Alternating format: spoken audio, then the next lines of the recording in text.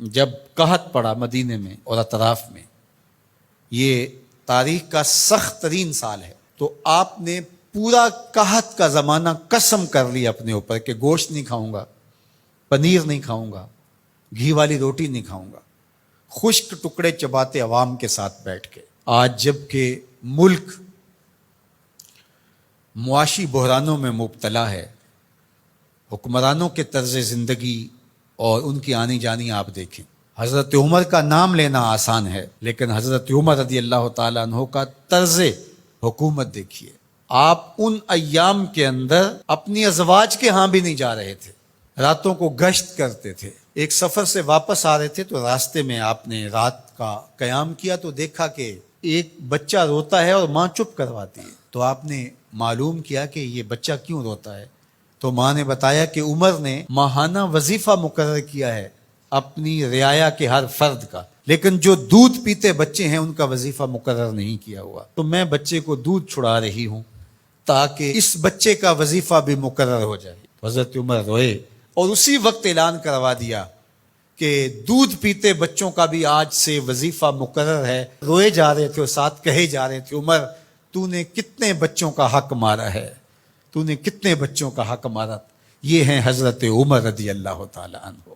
کفار کے لیے ان کی سختی، ایک وہ آپ کا باب ہے، ابو الخویسرہ ہو یا منافقین ہو یا وہ شخص جو حضور کو کہتا ہے آپ عدل کیجئے، یا حضور کے فیصلے کا جو انکار کرتا ہے، حضرت عمر کی تلوار کیسے فیصلہ کرتی ہے، ایک وہ پہلو ہے، اور دوسرا رعایا کے لیے حضرت عمر رضی اللہ تعالی عنہ کی یہ نرمی اور دل کے اندر یہ رقت اور یہ پیار، یہ حضرت عمر نے فلاحی ریاست کا وہ تصور دیا تھا جس سے اپنی رعایا کو اس طرح سے سہولت دی جاتی ہے۔ اسلام کا نظام رحمت ہی ہماری زندگی کی خوبصورتی کی ضمانت ہے۔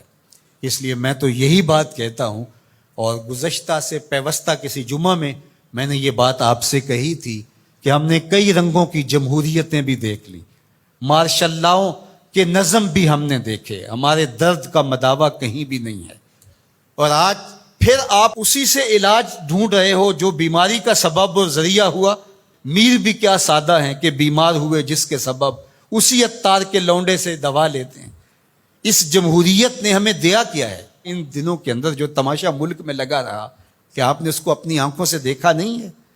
کہتے ہیں کہ جمہوریت بہترین انتقام ہے۔ یہ کیا انتقام ہے؟ یہ تو عوام سے انتقام ہے، اور تمہارے اکاؤنٹ بھرتے ہیں اور تم پیسے بھر کے جو ہے وہ دیگر ممالک کے اندر شفٹ کر دیتے ہو، اور اس غریب عوام سے جو تم بدلہ لیتے ہو۔ غریب عوام تو وہاں کی وہی ہے۔ یہ مختلف رنگوں کی جمہوریتیں، یہ مختلف رنگوں کی مارشل لائیں اور مختلف رنگوں کے نظام انسانیت کو کچھ نہیں دے پائیں گے۔ بتاؤں تجھ کو رمز آیا ان الملوک، سلطنت اقوام غالب کی ہے کہ جادوگری، خواب سے بیدار ہوتا ہے یہاں محکوم، اگر پھر سلا دیتی ہے اس کو حکمراں کی سہاری۔ دیو استبداد ہے جمہوری قبا میں پائے کوب، تو سمجھتا ہے جس کو آزادی کی نیلم پری۔ یہ نیلم پری آزادی کی نہیں ہے، یہ دیو استبداد ہے، یہ جبر و استبداد کا دیو ہے جس کے اوپر اوڑھنا اوڑھا ہوا ہے جمہوریت کا۔ اندر وہی خوفناک چہرہ ہے۔ یہ جمہوریت ہمارے درد کا مداوع نہیں، ہمارے دکھوں کا علاج نہیں ہے، ہمارے دکھوں کا مداوع ہے تو وہ نظام خلافت ہے۔ اس کے لیے مجھے اور آپ کو کوشش کرنی چاہیے۔ اس جمہوری نظم نے کیا دیا ہے مسلمانوں کو؟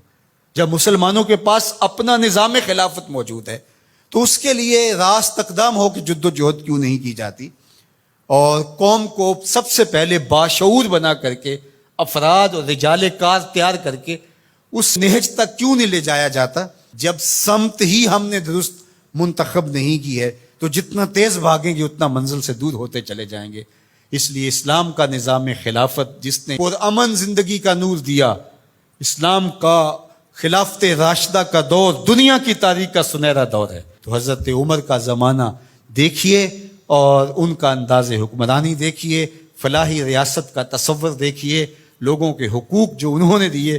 یہ انسانیت کے حقوق کے چارٹر کے اندر جو باتیں لکھی ہیں، یہ چربا حضرت عمر رضی اللہ تعالی عنہ سے لیا گیا۔ یہ سب سے پہلے قول حضرت عمر کا تھا کہ انسانوں کو ان کی ماں نے آزاد پیدا کیا ہے، کسی کو حق نہیں ہے کہ ان کو غلام بنا سکے۔ تو انسانی آزادی کا وہ تصور اسلام نے دیا۔